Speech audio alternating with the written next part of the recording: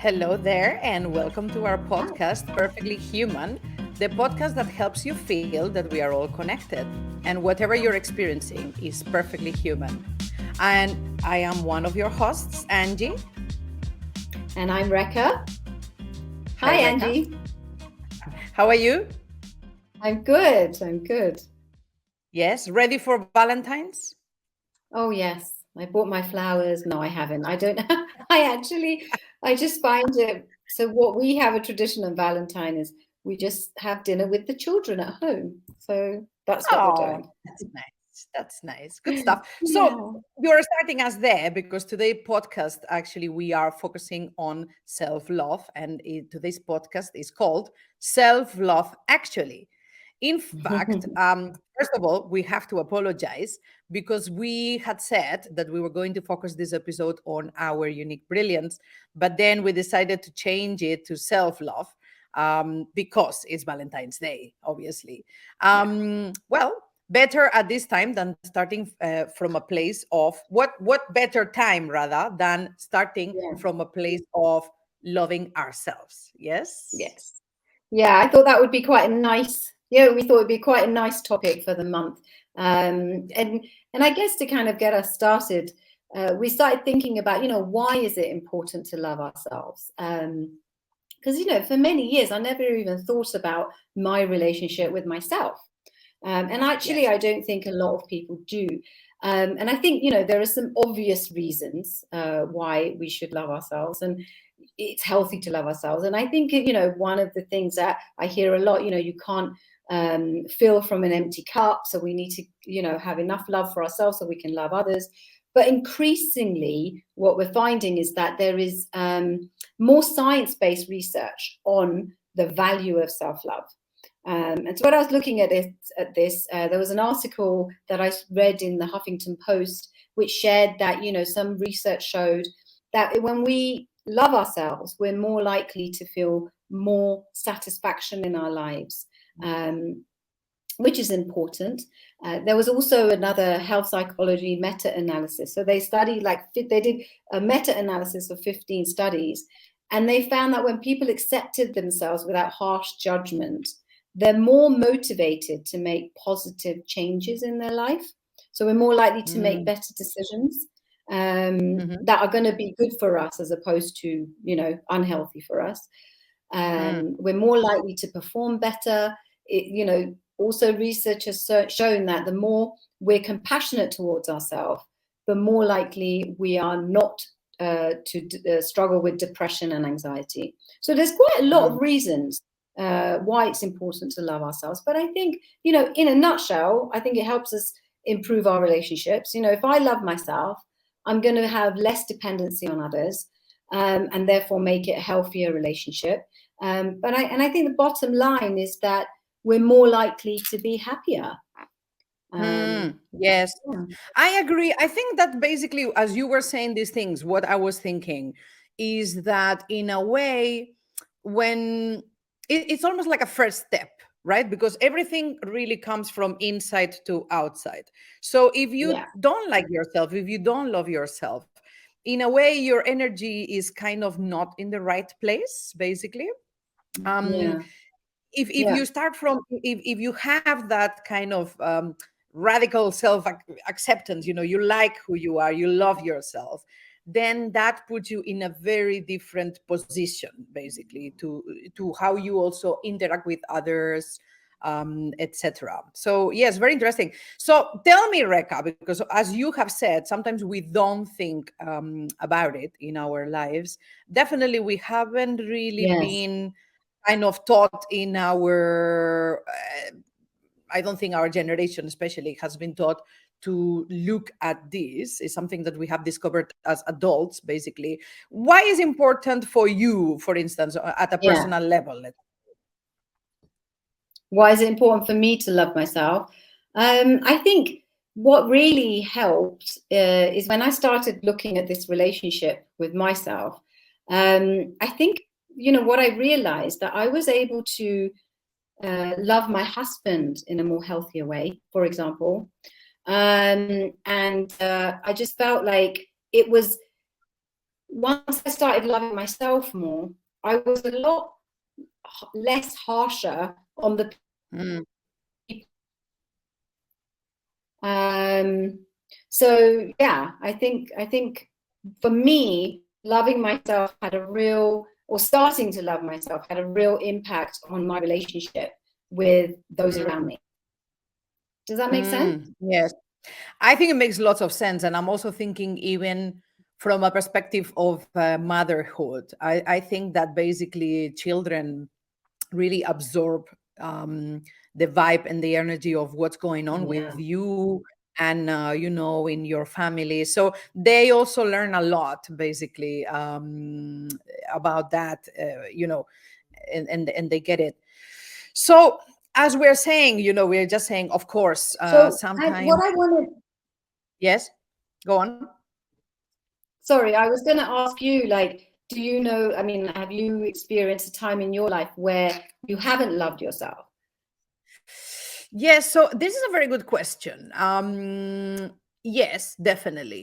I think, and today we are going through sort of different areas where we sometimes may not kind of love ourselves or not feel very proud of ourselves. I think for me, basically, one that has been quite a big one is really to kind of be able to cope or to accept the sort of different seasons and the different stages that my body has gone through as a woman, basically. And by this I refer to, and I don't know if other women who are sort of hearing this will empathize with this, but for instance, when you are pregnant, of course, like, it's beautiful because you are expecting a child, and you're really very much looking forward to this.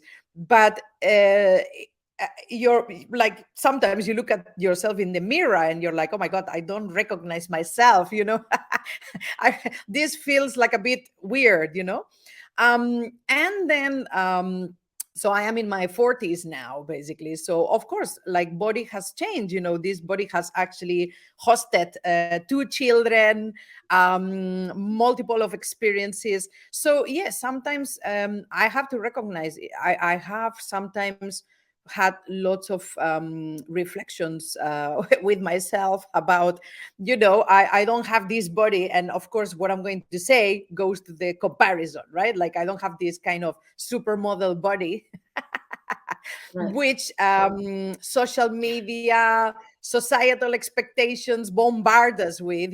There's this, like, oh, Yeah. you should be 50 years old and look like a Wilnet Paltrow. So yeah, it's difficult to accept that, sometimes. Oh, Reka. Yeah. Yeah, no, but that's hard. And I think sometimes Angie, that, what you're talking about is, you know, I think what's important for us to look at is also what stops us from loving ourselves. Because we don't often think about our relationship with ourselves. Mm, We tend to focus our attention on our relationship with others.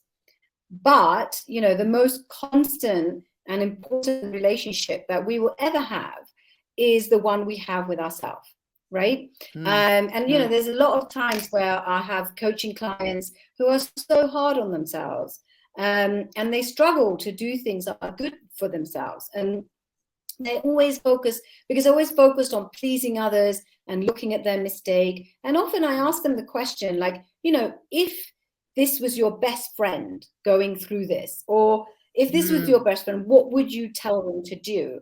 And their answer is always much more kinder and more compassionate than what they would say to themselves. And it's really interesting when we get them to kind of step out of their habitual pattern of how they treat themselves, to think about, okay, Yes. well, if that was somebody you really love, what would you Mm, say? mm, And I mm. think, you're right in saying constant comparison. We see all these, size zero people and think, oh, we need to look like that. So we always kind of, I think constant comparison stops us from loving ourselves, looking at what we don't have, looking at what others have. And that's becoming an increasing problem with social media. So, the constant Mm, kind of, oh, I'm not enough, or I'm not doing enough. can be quite soul crushing. And I know that for me, and I don't know if you ever, I mean, it'd be good to hear your example, but one of the things is that, so there's another coach that I follow on Instagram, and every time I see her stuff, I'm like, oh my God, I'm not doing enough. I need to do this. Or, it's like, oh, Rekha, They are stop so it. clever. I know, they're so clever. They're so amazing. And, it was interesting. I think one of my friends, she moved to another country for this amazing job. And, I was like constantly like, for about a year or so thinking, oh my God, her life looks amazing. I should be more adventurous. Oh, why am I not doing that? And it was really interesting. And when I saw her again, during that time where I was having this kind of social media envy of her, there were things going on in her life, like she was going through a divorce. She ended up, and so things were not, they're not always what they seem. And I think we can forget that, comparing ourselves, looking at social media. I think the other The thing that we Instagram don't, live, Reka. exactly. And I think the other thing is that we don't always acknowledge what we're good at, and in a lot of cultures, if we say that, oh, I'm great at this, it seems boastful or arrogant. And so we're taught to be humble. We're taught to be, oh, don't say you're great at this, because people will be like, oh, look at her, she's so big-headed. And so we don't often acknowledge what we're good at. And I think that stops us from loving ourselves. We're not very forgiving towards ourselves. We don't forgive ourselves for our mistakes. And we're often very kind of focused on being perfectionist. And as we know, and it's the title of our podcast, Being Human. As human beings, we're flawed. We mess up. Yeah. And often we do that, and we find it really hard to forgive ourselves. And I know I do that. Like if I do something wrong, or if I didn't do as well in something, I can get really hard on myself. I think another thing is that we don't think we're good enough to be loved. We don't deserve it. And if somebody's kind to us or loving towards us, we're like, what's happening? And I think because of that, often we don't love ourselves enough. We don't do things that show ourselves that we care. I also think we want to please others too much. And I don't know about you, Angie, but were you ever taught to love yourself growing up? No. I mean, everything that you're saying, this never came up, but of course I think we know that growing up, we haven't really been given much talk, or even much of like a toolkit to deal with emotions, but yes, like you talk about your clients, and for me, a huge reflection about my clients, especially the clients that I have coached lots of women in Kenya in the last years. And I just think that, okay, I say this as a European woman, there are expectations on women, but actually when I looked at some of the expectations in Kenyan women, it was like crazy. It was like even more,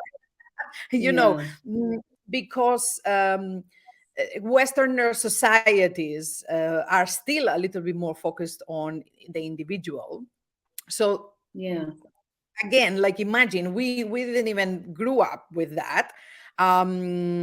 But some other cultures are extremely focused on the community, and you are told you have to put everybody else before you. First. You have to look, and so it's a bit crazy actually. And I think for everybody, I mean, we cannot forget that the men also have depression and anxiety, looking at all the expectations that are placed on them as well, is for everybody. So definitely we can be a lot more gentle to ourselves, really. I know.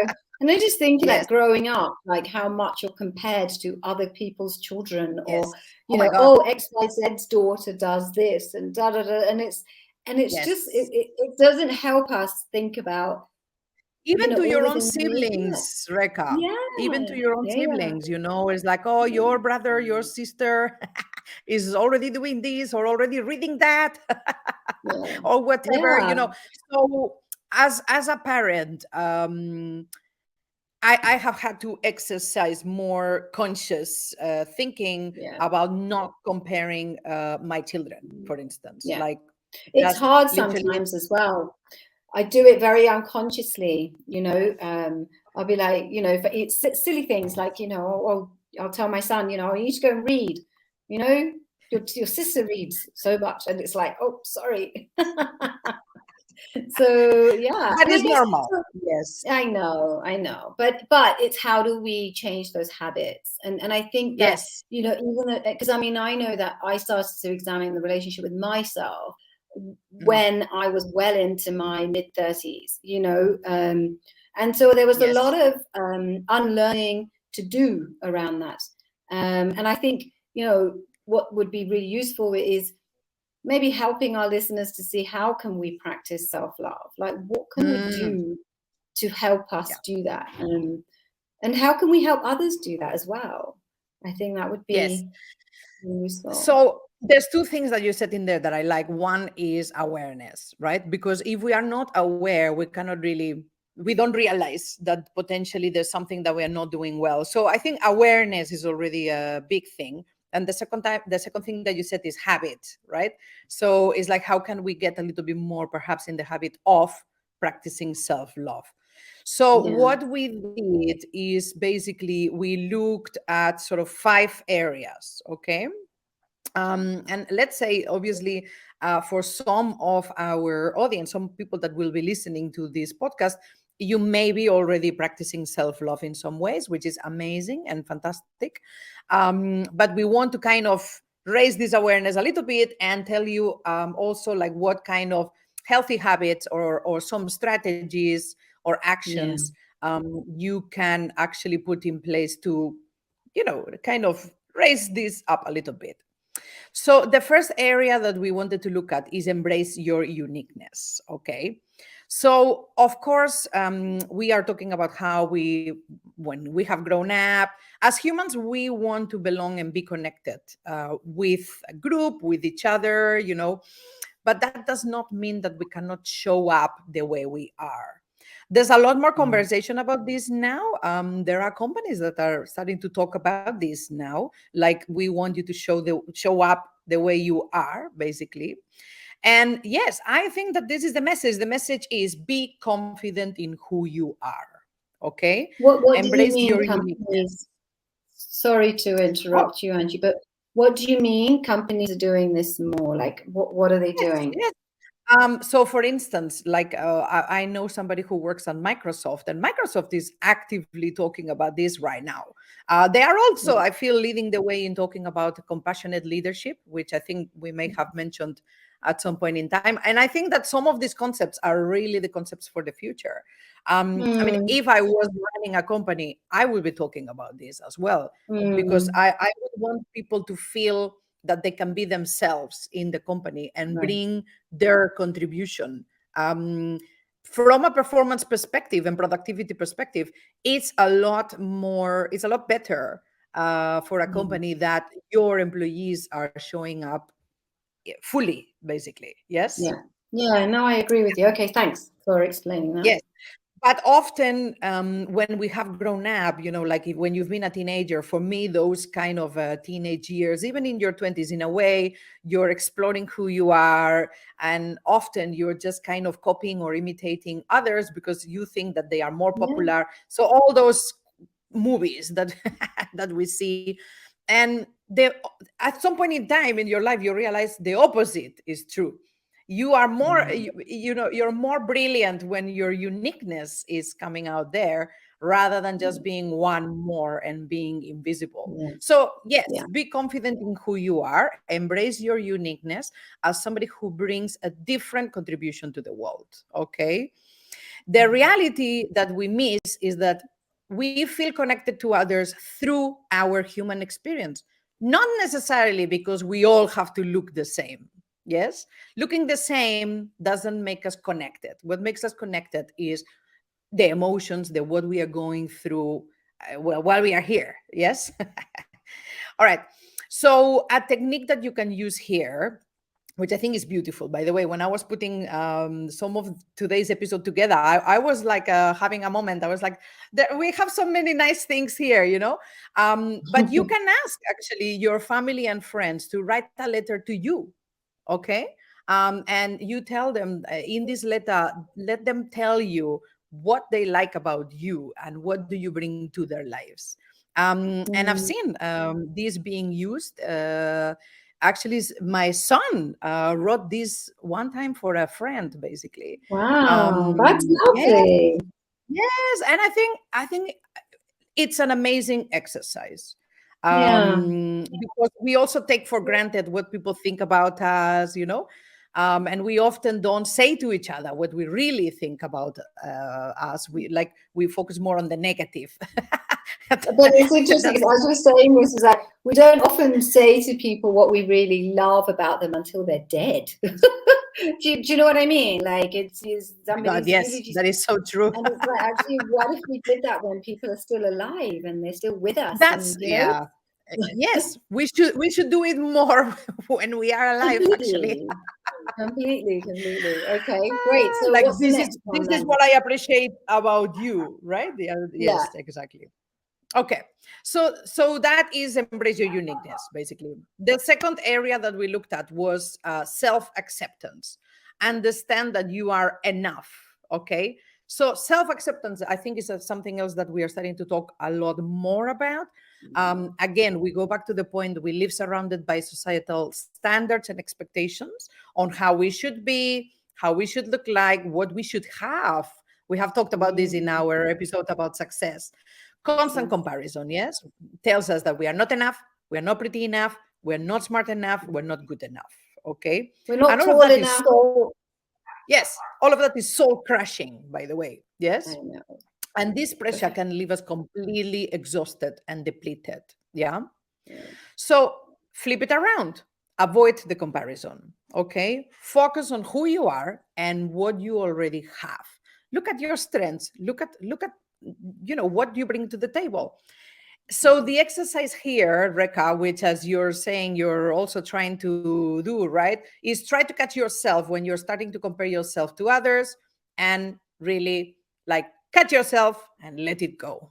It's Just say, like, stop it. okay, Stop it. it's like, I Break don't the need that. habit. Yes, you don't need that. I don't need that. Nobody needs that. Yeah. Okay. Yeah. The third area that we were looking at was be gentle to yourself. Okay. So, as we said, sometimes we don't feel proud about ourselves, or we feel that we have Yeah. taken bad decisions, that we have hurt others, that we have missed opportunities. So, the shift here is forgive yourself and again, let go. Okay. So, whatever happened is in the past.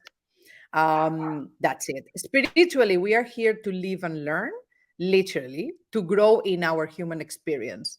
And think about it, every setback is a learning opportunity. Okay. So, how do you can exercise more of being gentle to yourself? Is you can reflect. If you journal, for instance, or maybe just reflect from time to time, and just think, what regrets do you have? What are you not proud about? And consider, did I do my best at the time and given the circumstances? Yes. Like, did I did what I could? And when you do when you can and you cannot control the rest, you have to forgive yourself. Yeah. By the way, Brené Brown talks about the no regrets culture and how is also a little bit like not great to think that we don't have regrets, because we do, actually we do have regrets. So you can also check on that if you're interested on the subject. Yeah. Okay, so area number 4, know your needs and set your boundaries. I think this is a conversation that has been happening for longer, right, Reka?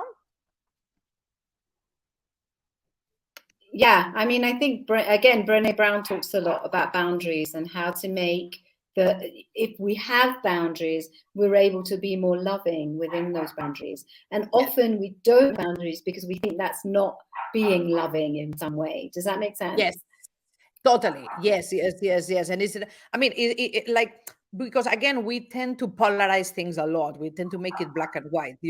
So it's like, oh, if I say no, no, like people are going to think that I don't love them. No, that's not true. But like thinking about your boundaries is thinking like, what do I need? Okay, what are my boundaries and expectations? Yes. And in a relationship, at work, it could be different things, but you need to think about, okay, it's not cool that I am talked in a certain way, or it's not cool that I have to put up with XYZ, right? So think about what are your needs, what are your boundaries, like what is like the kind of the line basically for you. And think how can you, because also when you know this, you can communicate it in a way that comes from love instead of anger or reactivity, so because, and this happens a lot at work, right? When we don't like something, or when we feel a person is not being their best or doing their best, oftentimes we actually react. So try to be ahead, and think about your boundaries and communicate them. Okay. All right. Last area is really another one that sometimes can be, people can think a little bit like, oh, what's this? So last area is let go of what doesn't serve you. Okay. And I think again we've started to have this conversation is about uh putting yourself ahead and adopting a laser focused approach. Okay, there are things that literally drain our energy. Okay, so going to that meeting that you may not need, um being in a toxic environment, having toxic people around, having beliefs that limit us, basically. So flip that, right? So what we mean here is align your life with your values and your why. Okay, when you are clear on what is your purpose, what are your values, okay, this can provide like a lens, like you're putting your glasses and you're deciding if everything that is going on in your life is useful or not useful for what you want to do. Yes, for what you want to achieve, for who you want to be. So you can examine literally anything, going from more internal related, like what are your beliefs, what are your values, are they really your values, or are just the values of your family, your society, goals? Are, we've talked about this in our success episode, are the goals really mine, or are the goals of the society, the expectations, obligations, fears? Think about your behaviors, habits. Like you may, I don't know what, like you may be doing something where you're losing 1 hour every day that is not serving you towards the goals that you want, actually, right? Hobbies, commitments. Like, are your hobbies supporting your goal of, maybe if you want to be healthier physically, are those hobbies actually supporting you? And by the way, am I saying that you stop having wine? Maybe not, but but anyway, I think about what serves you or not. And finally, like people, right? Like your relationships, your roles. I mean, do you need that role? Do you need that group? Do you need that connection? um Sometimes yes, sometimes no. Or start new ones that support, again, like what you want to do. So basically, look at all these things, put two columns: serves me, doesn't serve me. And if it doesn't serve you, just let it go. If there's a toxic person in your life that is a complete energy vampire, and actually, it's okay not to have to spend time with somebody if it's not giving you that degree of relationship that you need, basically. Yeah, agree, Yeah, I think Reka? sometimes, yeah, sorry, I'm just really feeling, I can hear this dog, my neighbor's dog, that keeps barking and it's really distracting me. So I'm just going to It is, apologize for yes. that. Um, Yes, uh-huh. and I can't really do anything to make it be quiet. But anyway, I'm hoping it's not too distracting for the listeners. But I think, what, as you're saying that, one of the things that kind of comes up for me is that it's important to like love ourselves enough to be able to say no to doing certain things or to having certain people in our lives. And we talk about this in our episode about toxic relationships. But I think, Yes. yeah, it's about how do we love ourselves enough to say no and to say, I Yes, don't want this, I exactly. do want this, Yes. you know? So Yes, yeah, I thank think you you for that. don't need I think you don't need this dog in your life right now, by the way. I don't need this dog in my life right now, right? Okay, so actually we were going to propose a little something for yourself this Yeah, to do on Valentine's Day if you are up for it. So you don't need to replace other things that you will get from others, which are wonderful and fantastic, but you can do something for yourself. So if you want to do one simple thing, just buy a card for yourself or write a letter for yourself and include any of these. Include self-acceptance, include forgiveness, look at how far you have come, celebrate who you are, okay, talk to yourself like you would to somebody that you love deeply. completely. I love that bit. I love that. I'm going to say it again. Talk to yourself like you would to somebody you love deeply. And I can guarantee you, most of our listeners would have a very different conversation with themselves. Yes. Because I do often see so many people be so hard on themselves. It's really unkind, and I do it to myself. Mm, I'm mm. very guilty of that. And so, in summary from today, we've talked about self-love. We've looked at why it's important, what stops us, and Angie's taken us through 5 ways of how to practice self-love. So I'm hoping that you listeners have found this episode useful. And I hope that you go and practice these things for yourself. Our next episode will be focusing on transitions, such as changes in jobs and countries, moving somewhere else. So, yeah, we hope that you found this episode useful. Know that you are perfectly human just the way you are. Please like, share, and subscribe, because hopefully these podcasts are helpful to other people and to you. So yeah, with that, going to say bye for now, and yeah, go and do something nice for yourself. Yes. Bye bye.